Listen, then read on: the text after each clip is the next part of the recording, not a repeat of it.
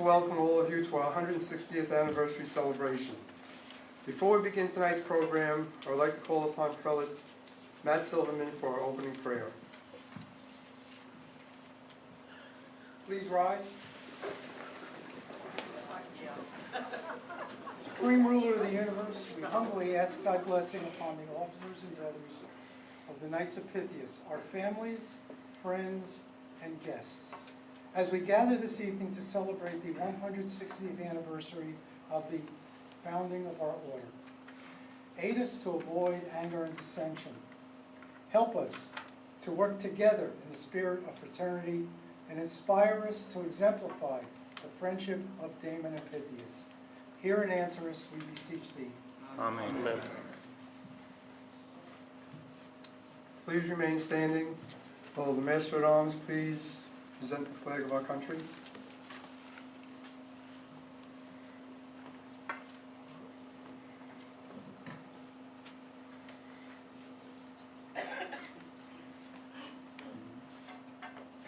Please join me in saluting the flag. And now the Pledge of Allegiance. I pledge allegiance to the flag of the United States of America, to the republic for which it stands, one nation, under God, indivisible, with liberty and justice for all. Please be seated.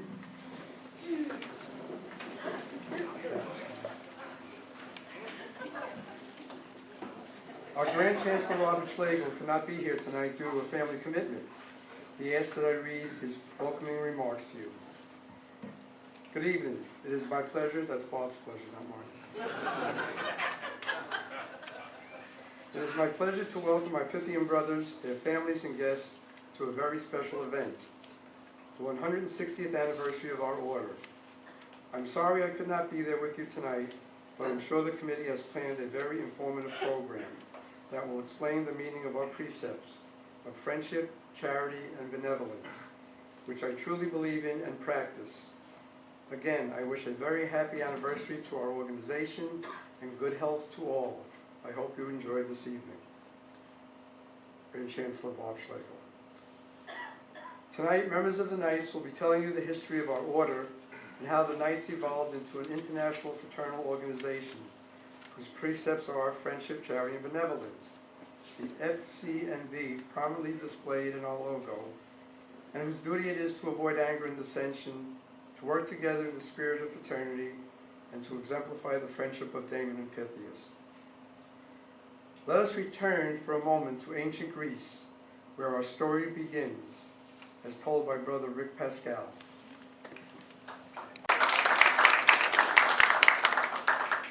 Thank you.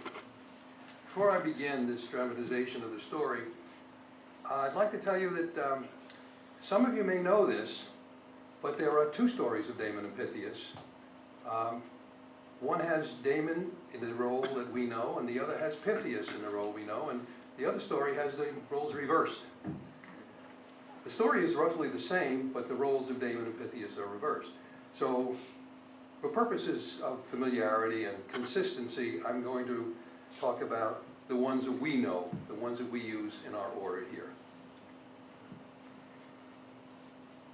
The legendary tale of Damon and Pythias exemplifies one of the most extraordinary narratives of friendship and trust between two human beings. It is no wonder that this epic drama has endured throughout history. Damon was a senator in ancient Syracuse and a constant thorn in the side of Dionysius, the feared ruler and tyrant. To rid himself of Damon's persistent oppositions and challenges to his decisions, he proclaimed that Damon was treasonous and sentenced him to death.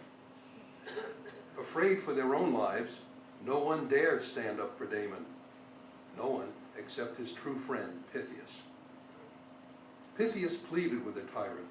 "Please," he begged, "grant Damon one last request before he dies. Allow him to return to his home and say goodbye to his wife and family." The tyrant laughed. "Surely you do not think that I will be fool enough to let your friend escape in such a manner? If I release him even for one day, he will surely never return." Pythias, a loyal soldier in Greece's army, and the hero of many battles, well known to Dionysius, continued to implore the king. Damon is a man of his word and a true friend, alongside whom I have shared many battles.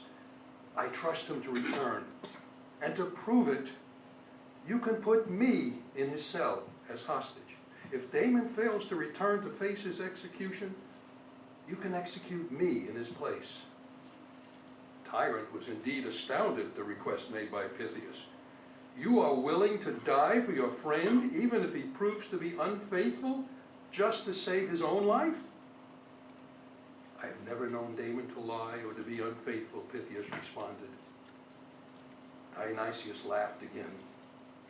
If you are foolish enough to risk your own life for this man, then you deserve to die in his stead. I will grant Damon 2 days' respite, that he may bid farewell to his family. But remember, Pythias, I shall be equally satisfied to see your head in the block in place of your friend. As sunrise displaced the darkness the following morning, Damon was released from his cell and Pythias was placed in chains. Go, Damon, Dionysius smirked. Go to your family one last time. If you fail to return by this hour, 2 days hence, it will not matter to me whether it is Damon or you who will die. Dionysius returned to his throne, amazed at the decision he had made to grant Damon's release. The concept of a devoted friendship was alien to him. Dionysius had never trusted anyone to become close enough to be called a true friend. His own disbelief in the motives of others was essential to his own rise to power. The prison guards taunted Pythias in his cell. You are a fool. Your friend has deserted you. He will not return and you will die.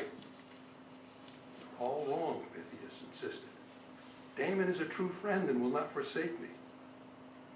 Upon hearing of Damon's agreement with Pythias, his wife begged him to stay with her. Please, Damon, my love, she cried, do not return to Syracuse. You will most certainly be put to death.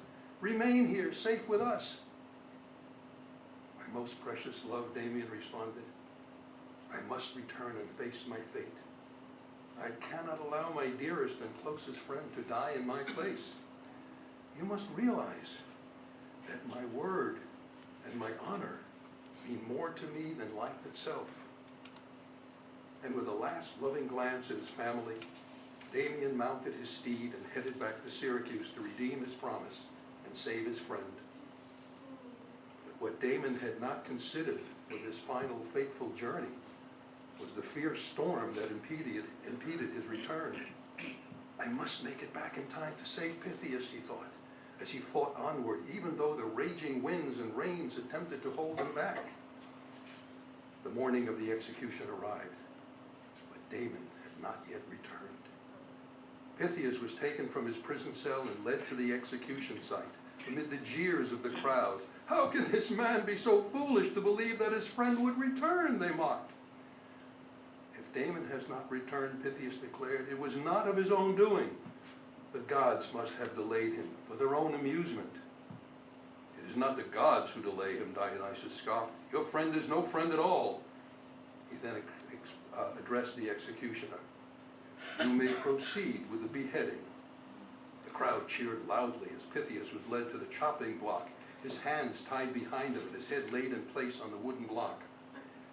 If it be my last breath, he exclaimed, I shall be happy to die for my friend.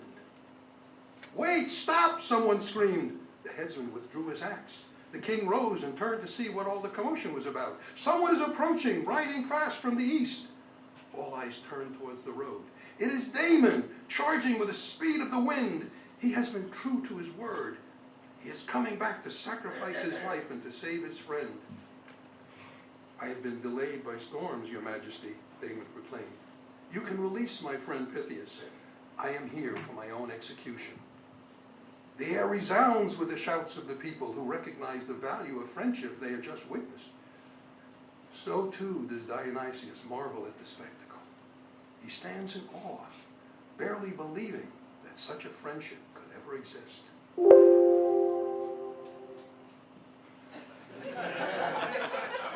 Perfect. little drama in the pumping blood.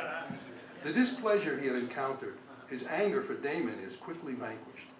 He suddenly realizes that everything he had sacrificed to attain power was due to his own selfishness.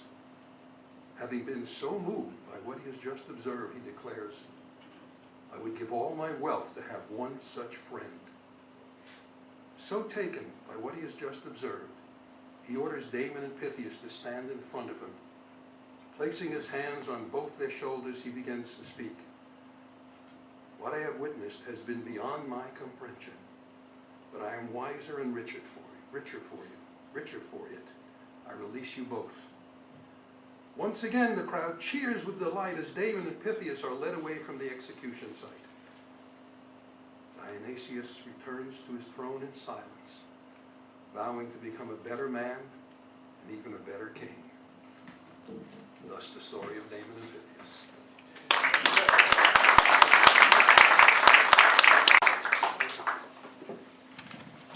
Thank you, Rick. That was very exciting. Great rendition of the story of Damon and Pythias, also known as the lesson of friendship. And I hope you can realize the lesson that's to be learned from these two men. Now to bring the story to the time when our order was founded is Brother Dave Judovin, past chancellor.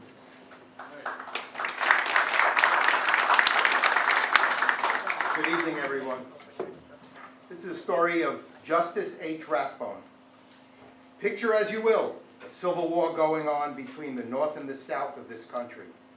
So much division before, during, and especially after the war.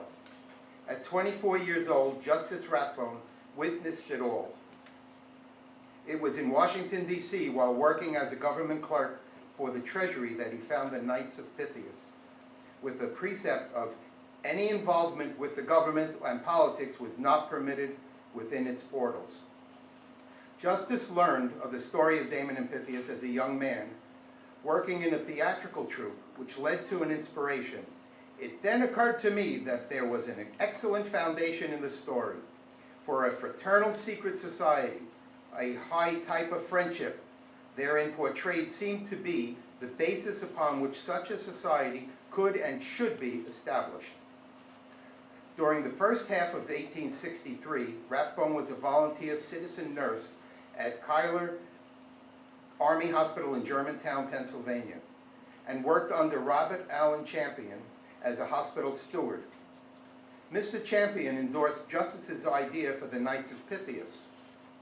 So it was in Washington, D.C., where they organized Washington Lodge No. 1 on February 19, 1864. At the end of the year, Rathbone became the first Chancellor Commander.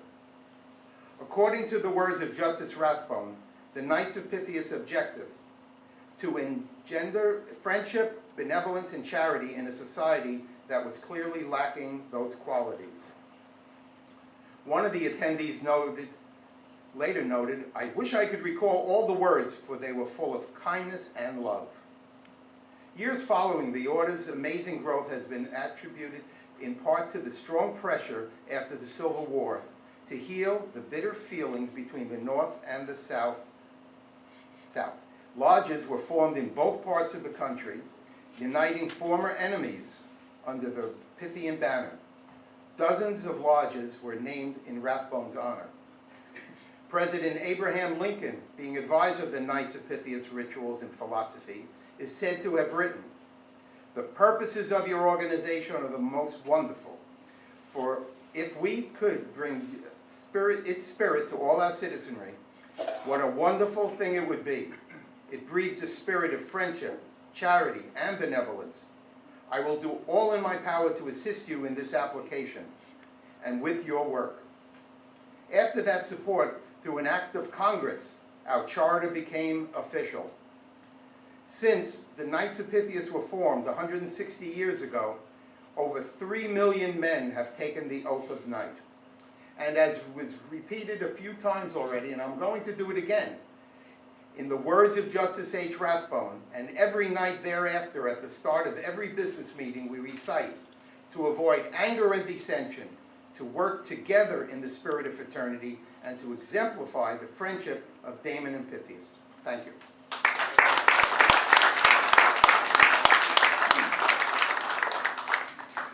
That was my closing.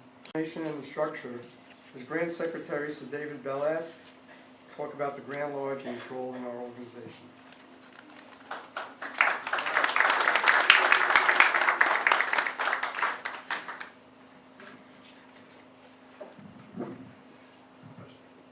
Don't touch it. You sure? Too late. Thank you, Marvin. Good evening, Pythians and friends all. On the occasion of this 160th anniversary of our order and the 156th anniversary of the Knights of Pythias in New Jersey. Want to play games? We'll play bingo. So? What? What? You touched it. I touched it? Is that like a humor break? Okay. I touched it again. Yeah, you know. Hey, minor distraction. We want to tell you in a few words, and I underline few, a little about us. The Grand Lodge in New Jersey of the Knights of Pythias is an organization which is one of almost 50 such state and territorial designated entities chartered by the International Supreme Lodge Knights of Pythias, which you've heard about from Sir Joel Fierstein. We have Grand Lodges representing the 50 states, Canada, Europe, and the Philippines. In New Jersey, it is the purpose of the Grand Lodge and the Grand Council to promote programs of the Supreme Lodge and the domain in New Jersey and support the local lodges through social, benevolent, charitable, and membership programs whenever we can be of assistance. We are charged with promoting the understanding of the Supreme Lodge and the Grand Lodge, the Knights of Pythias statutes and rituals, as well as promoting the principles of Pythianism, friendship, charity, and benevolence in the domain in New Jersey whenever we can. Our frequent newsletters, social media presence, and in-person visitations help us to connect with our members. Similarly to other fraternal and social organizations, our membership has dwindled over the years from local lodges representing townships throughout the state of New Jersey. However, we still are an active group with lodges that seek to make a difference in their community and support local charities while soliciting new members to carry the Pythian torch into the future. Thank you.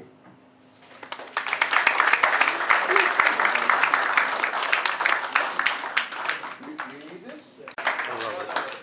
Friendship. That's what it's all about. Thank you, Dave. You're welcome. The last part of our structure is a subordinate or local lodge. Benjamin Cardozo is one whose activity will be described by Brother Past Chancellor Brian Conacle.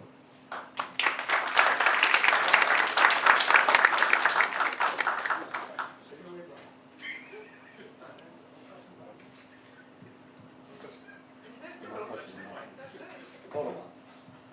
Got it, good. Good evening, honored guests, friends, families, and my brothers. I'm glad to see so many of you in attendance to celebrate this historic event for the Knights of Pythias.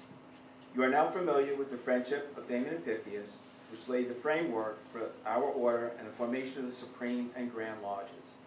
I will now review the subordinate lodge activities and the history of Cardozo Lodge, founded and operating in Fairlawn since January 1951. Subordinate lodges were formed to offer an opportunity for like-minded men to come together and enjoy social activities, work together to enhance their local area through charitable activities, and offer support and guidance in times of need. The belief in these founding principles brought many men together, and the subordinate lodges grew in number, covering all 50 states. The first subordinate lodge in New Jersey was Mount Holly, established in 1867, soon followed by Damon Lodge in Camden in 1968. As the word spread about the good work the organization was doing, lodges and membership increased, which boosted activities and charitable contributions. Examples of some of the activities held by the lodges included dinners and dances, attending and participating in sporting events, and organizing holiday parties. They also raised money to support youth activities, support for local civic organizations, food and blood banks, as well as the handicapped. Other charities included the Bora Hospital and cystic fibrosis. To fund these activities, the lodges held fundraisers, including bingo nights, tricky trays, Vegas nights, and other lodge activities. To keep members informed of activities and events, many lodges created monthly newsletters and phone squads for more urgent notifications. Recently, websites and email groups are more common. Benevolent societies were formed to provide health benefits for brothers, to purchase cemetery plots for members, and organize condolence visits. It has been over 70 years since Benjamin N. Cardozo chose his name to honor a justice of the U.S. Supreme Court, Benjamin Nathan Cardozo, who preached and practiced charity, friendship, and benevolence throughout his life. In 2008, Fagan Lodge merged with Cardozo, increasing its active membership. Our lodge is currently the largest lodge in the state with over 250 members, most of whom are within traveling distance of Fair Lawn. The social aspect of Cardozo Lodge over the years has been a growing expression of warm interrelations that have been established by the members and their families. Socially, we hold annual officers' cotillions to honor the Chancellor Commander and his slate of officers, a family picnic, and outings to sporting events. We have presentations prior to our first of our bi-monthly meetings from national organizations and local volunteer groups as Doctors Without Borders and Healing All Children. Soon after its founding, Cardozo's charitable endeavors started with an annual pre-season visit to Camp Marcella, a facility for blind children, to prepare for the camp's opening. Over the years, we have had many charitable fundraisers, including an annual bike-a-thon, tricky trays, and collecting at various establishments. These fundraisers support a variety of charities nationally and locally: Alzheimer's New Jersey, American Cancer Society, the Fair Lawn Ambulance Corps, police and fire departments. Our current charities include collecting winter coats, where we collect over 1,000 coats annually and regularly donate to the Bora Hospital, the Center for Food Action, and the local food bank in Fair Lawn. Civically, we participate in the annual Memorial Day Parade, donate to the 4th of July fireworks, summer music concerts, Fair Lawn All Sports, and give scholarships to graduating high school seniors, and participate in the Radburn and River Road street fairs. Our Benevolent Association offsets insurance copays and offers hospital stay support for members, organizes rides to doctors and procedures, and makes condolence visits and gives donations to charity in the loved one's memory. All the aforementioned items I covered make me proud to be a member of the Knights of Pythias and Cardozo Lodge. Thank you.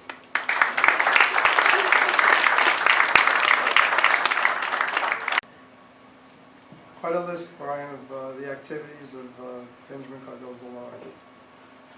That concludes our story from the friendship of Damon and Pythias through the founding of the Order of Knights of Pythias in 1864 through tonight's celebration of 160th anniversary.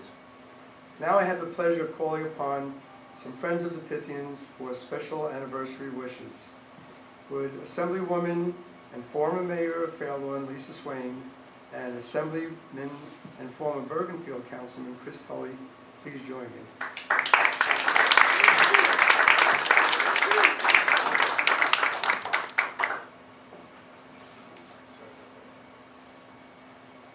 We have a special proclamation, but before we give the proclamation, I just wanted to let those of you who don't know what my special relationship to the Knights is, and I know many of you know my father-in-law, who used to be Irving Beanstock, who was a longtime member, and I remember when we moved out to Fair Lawn, he was always going to meetings. It just seemed like, the Knights of Pythias was such an important part of his life. And, the other memory I have that, is why this organization means so much to me is that my first campaign manager was Jeff Zerowin. And every year when do you still do it where you give out the checks at the community center? No, yeah. But when Jeff found out that my daughter was diagnosed with Crohn's, and the Crohn's and Colitis organization was always one of the recipients, and he would always ask me to hand over the check, and it really meant something special to me. So I'm just so pleased to be here. I'm so grateful, and congratulations on 160 years. John Cosgrove, also former mayor, and I are co-chairs of Fairlawn's 100th anniversary, which is this year. But you guys have us beat. So anyway, I just want to thank you for all the work, all the donations that you have made over the years to so many people, so many lives have been impacted by all the work you've done. So thank you. And Chris has a proclamation. Sure. Hi everyone, sure. I just want to add my congratulations to the Knights for 160 years. And when I think about Fair Lawn and I think about all this community offers and why this is such a special community to raise a family, to live, to work, to age with dignity, is because of our officials, all the volunteers and residents and organizations like this. You make Fair Lawn better every single day. So it's our honor to be here tonight to say congratulations and give you a citation on behalf of myself, Senator Joe Lagana, and Assemblywoman Lisa Swain, a joint legislative resolution from the State Senate and General Assembly. Congratulations. Thank you, Marvin. Appreciate it.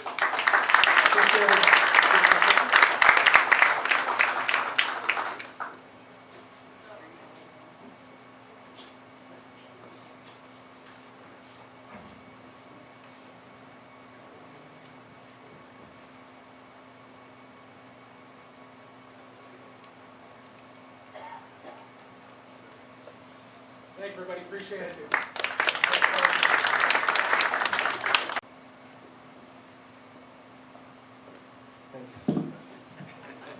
Read that whole thing now? Read that, Mark? Yeah, lucky for you, I didn't read it. It's now my pleasure to introduce our Mayor, Pistol Pete Kurt Peluso, our Deputy Mayor, Christina Cutrone, and Councilwoman Gail Rottenstrike.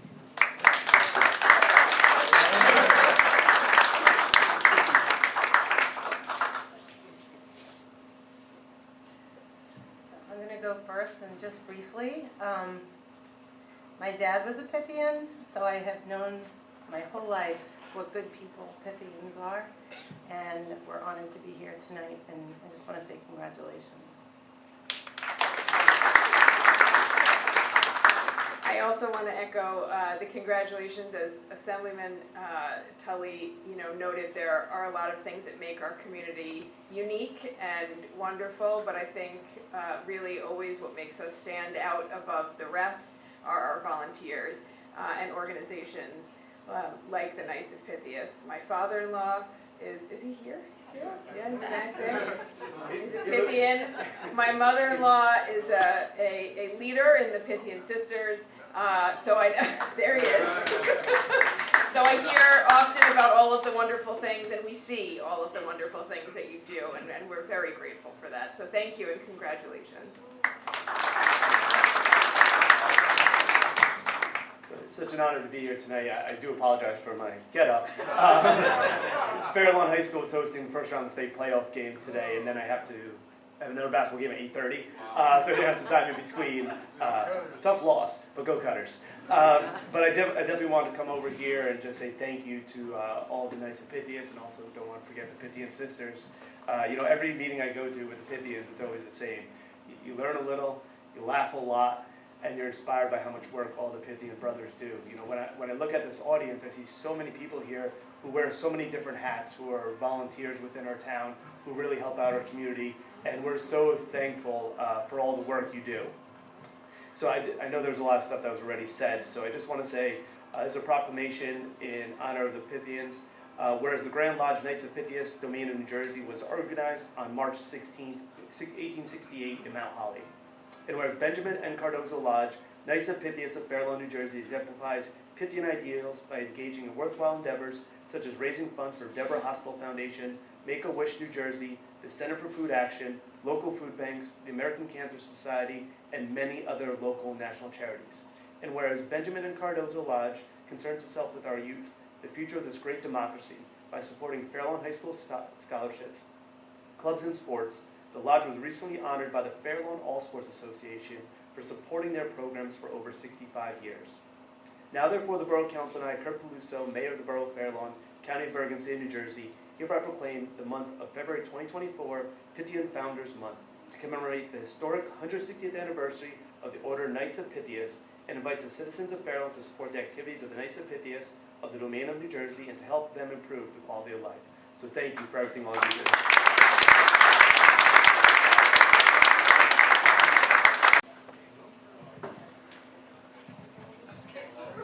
Far be it for me to correct the mayor of Fair Lawn.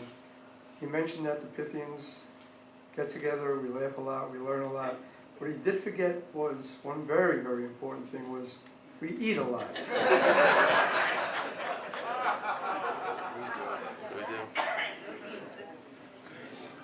And now I would like to call up the town historian and former mayor of Fair Lawn, John Cosgrove.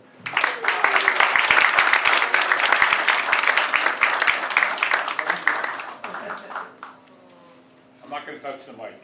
I think we need to get higher podiums in this. So Marvin contacted me and said, will you please speak a little bit, being a borough historian, about the 100 years of Fair Lawn and the organizations. And I said, how long do I have? He said, 3 to 5 minutes. So I'm going to try to pack 100 years into 3 to 5 minutes. As Lisa mentioned, I'm with the capable hands of Lisa. We're running the 100th anniversary of Fair Lawn. We got a lot of great events that are going to be coming up, and I think you're all going to enjoy the year. So just to talk a little bit about the history of Fair Lawn. Fair Lawn originally was called Sluter Dam, but before that it was settled by the Lenape Indians, and they built a fish weir, which is down. If you go across the Fair Lawn Avenue Bridge, you can still see it today. There's a bridge that they built made of rocks if the water is down, if we don't have a high tide. And you can see that there. And what happened was the Dutch settlers came to Fair Lawn and they called it Sluter Dam after that because they were slaughtering fish in this fish weir. They built out of rocks a circle, and when the tide went down, the fish would get stuck and they would kill the fish. So they called it Sluter Dam.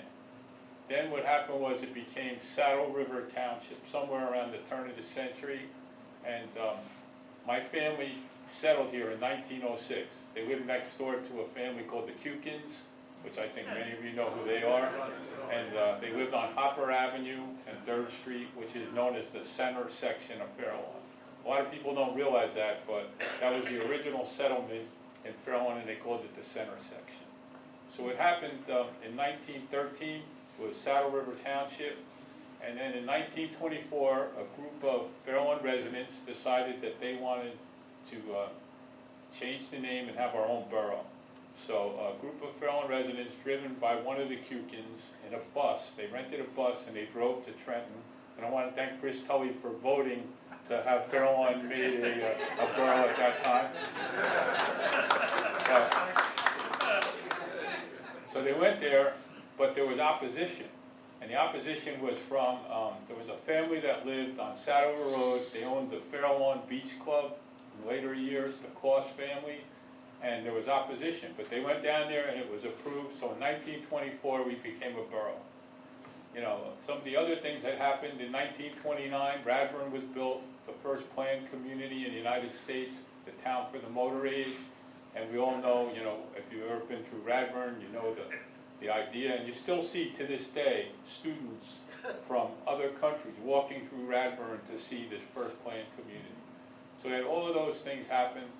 And one of the things I want to tie in, people ask me when I was mayor, and I know everyone here who's an elected official gets this when they go out and you talk to people in the county and other local representatives, how do you do it in Fair Lawn? What's the magic what is the magic recipe that makes it work? And as Christina said, I think it's our volunteers and our organizations. We have volunteer fire department, we have ambulance, we have police reserves, we have CERT, all those organizations. These people, they go out every day and they do these things for us. Organizations like yours, for years. When I played Little League Baseball in Fairlawn, there was this team called COPS, K-O-P-S.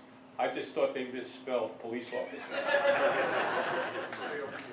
Then later on I met Jeff Serwin, and now I know I want to know about the Knights of Pythias.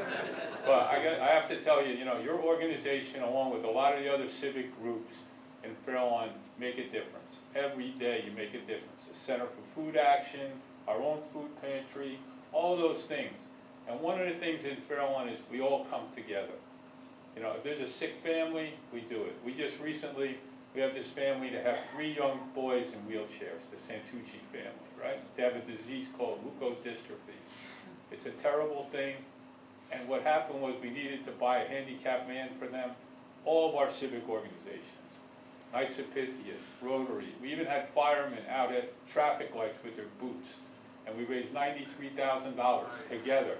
And we bought a handicapped van for this family.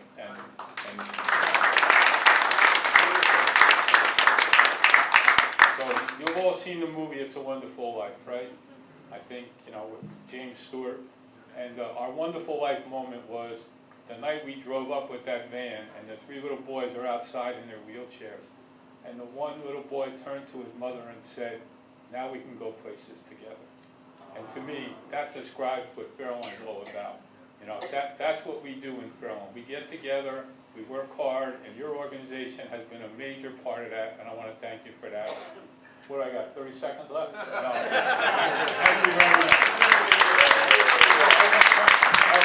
One other thing I have to tell you. Where you're sitting right now, this is the spot the house sat where Fairlawn got its name.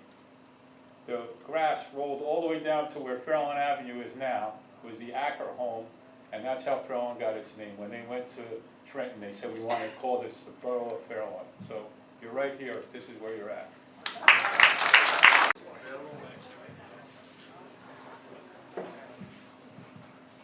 Thank you very much. Present an engraved gavel to commemorate this historic event.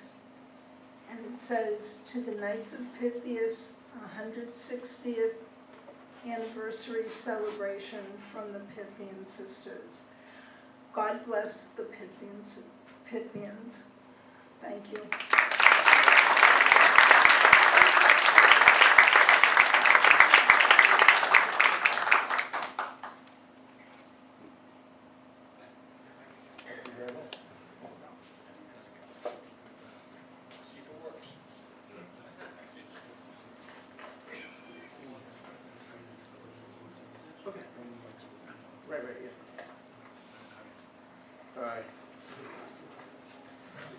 Hi everybody, I am Seth Diamond. I'm the Chancellor Commander this year for the Benjamin Cardozo Lodge. I want to thank everybody for coming tonight for this very special occasion, 160th year of the Knights of Pythias.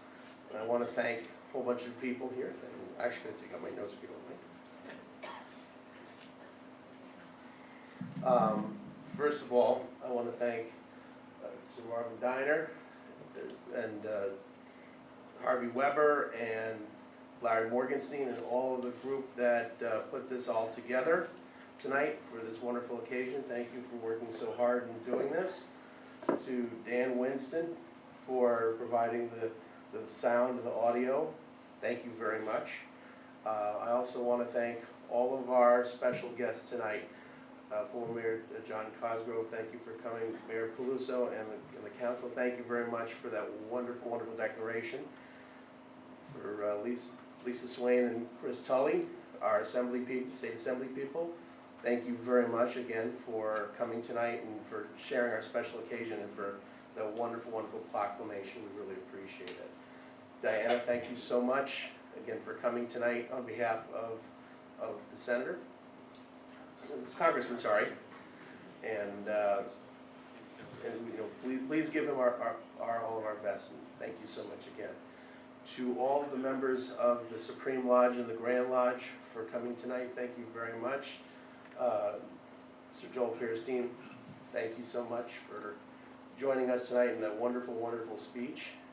And for Rick Pascal for a very, very moving rendition of the story and the history of the Knights of Pythias and everybody. We are honored to have you all here tonight and to share the joy and the celebration with us, with all the Knights from our lodge and from the lodges all around the state. And I thank you all, and I'm going to pass it back to you.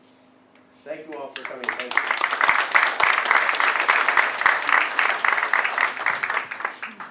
Thank you, sir. Thank you. First, I would like to acknowledge the officers of Benjamin Cardozo Lodge for hosting this event tonight. I thank each and every one of you. Did an outstanding job when any help was needed that was asked for. The officers of Benjamin Cardozo Lodge were first in line to give a helping hand. I would also like to acknowledge the Grand Lodge officers who are here tonight.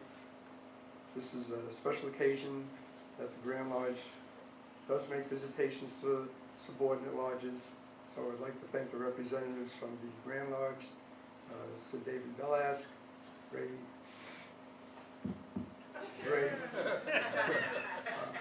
Bridowich, and Matt Silverman. One benefit of emceeing an event like this is I get to have the last word. What is it that makes the Knights of Pythias the organization that it is? What is it that makes brothers members for 20, 30, 40 years or more? There is a part in our opening prayer that was recited earlier and has been repeated throughout the program, which I believe is the glue that holds this organization together and makes us who we are and what we are. To avoid anger and dissension, to work together in the spirit of fraternity, and to exemplify the friendship of Damon and Pythias. That is what we do. As part of his legacy to the Knights, Justice H. Rathbone said the following: if fraternal love held all men bound, what a beautiful world this would be. What a great thought to live by. What a great motto to follow. Thank you all for your decorum this evening, and is the food ready? Yes, food is ready. Thank you. Thank you, Dave Weiner. Thank you, Anna, if you can hear me, for setting up the food that you will be enjoying in 5 seconds. Please join us at in the room next door for tonight's collation. Thank you once again. And if you're not a member of the Knights, think about it. Have a good evening.